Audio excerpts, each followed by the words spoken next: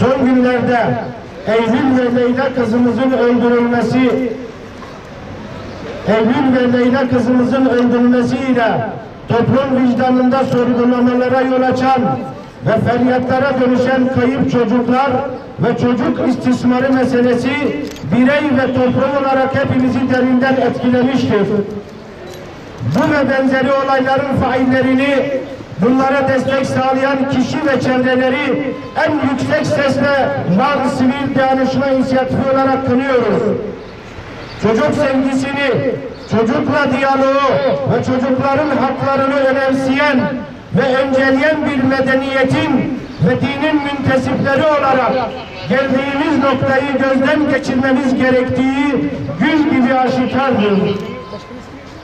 Bugünlerde yazılı ve görsel basında, sosyal medyada gördüğümüz fakat istatistiklere yansıyan yönüyle gittikçe tedirgin edici boyutlara ulaşan çocuk istismarı ve kayıpları ile madde bağımlısı çocuklar konusuna birey olarak, aile olarak, okul olarak, devlet olarak bir an evvel ve çok yönlü eğilmemiz gerekiyor. Bu insanlık vasfını kaybetmiş caniler maalesef aramızdan çıkan kişilerdir. O zaman bu toplumda yaşayan herkesin kendisine şu soruyu sorması gerekiyor. Aramızdan bu katiller nasıl çıktı? Bu caniler bu hale gelirken biz bu toplumda yaşayan bireyler olarak neleri ihmal ettik? Evini terk eden veya evden kaçan kız ve erkek çocuklarımız, gençlerimiz bizlerin sorunudur. Sokağa bir günlük iken terk edilen bebeklerin kendileri ve onları terk eden sözde anne ve babalar bizlerin sorunudur.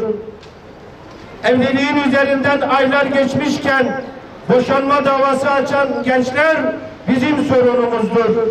Eşler arasındaki şiddet uygulamaları bizlerin sorunudur. Uyuşturucu maddeleri alıştırılan çocuklarımız, insanlarımız bizlerin sorunudur. Peki bu sorunları nasıl yenmeliyiz? Bu sıkıntılardan nasıl kurtulmalıyız? Asıl meselemiz budur. Uzun soluklu meselemiz budur. En değerli varlıklarımız olan çocuklarımızı ve gençlerimizi bu tehditlerden korumak ve kurtarmak için toplumun bütün paydaşlarının işbirliğine ihtiyacı vardır. Bugün acıyı en derinden Leyla'nın ve Eylül'ün babası, annesi ve yakınları yaşarken gerekli tedbirleri almaz isek benzeri acıları bir gün bizler de yaşayabiliriz.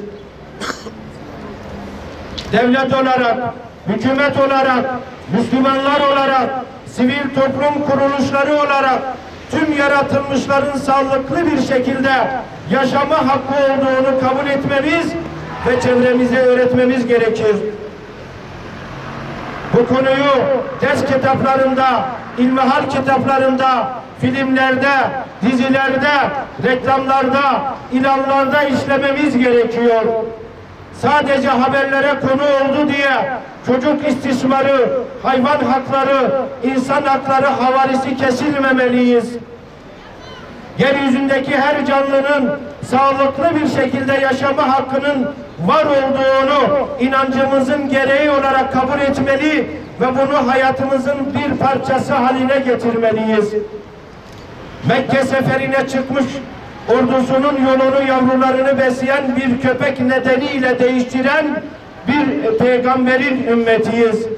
Bize ne oldu da yavru bir köpeğin bacaklarını rahatlıkla parçalayabiliyoruz? Sahip olduğu bir kuş öldü diye çocuğun evine başsağlığına giden bir peygamberin ümmetiyiz. Bize ne oldu da 3-5 yaşlarındaki çocukları rahatlıkla öldürebiliyoruz? Göçmen kuşlar için aç ve susuz kalmasın diye onlara yem ve su vermek, tedavilerini yapmak için vakıf kurmayı gerekli gören insanların torunlarıyız. Bizlere ne oldu da çocukları aç bırakarak ölümlerine neden olabiliyoruz?